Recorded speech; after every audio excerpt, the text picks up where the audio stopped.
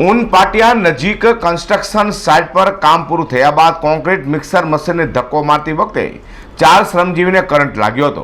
આ 4માંથી 3 ફેંકાઈ જતા તેમનો બચાવ થયો હતો, જ્યારે એકનું કરુણ મોત થવા પામ્યું છે. સુરતના ઊન વિસ્તારમાં આવેલા ગ્રીન પાર્ક ખાતે 4 સ્ટ્રક્ચર સાથેનું ગોડાઉન બનાવાઈ રહ્યું છે, જ્યાં મૂળ રાજસ્થાનનો 24 વર્ષીય મહેશ શામજીભાઈ પટેલ પરિવાર સાથે રહેતો હતો અને ત્યાં જ કામકાજ કરતો હતો.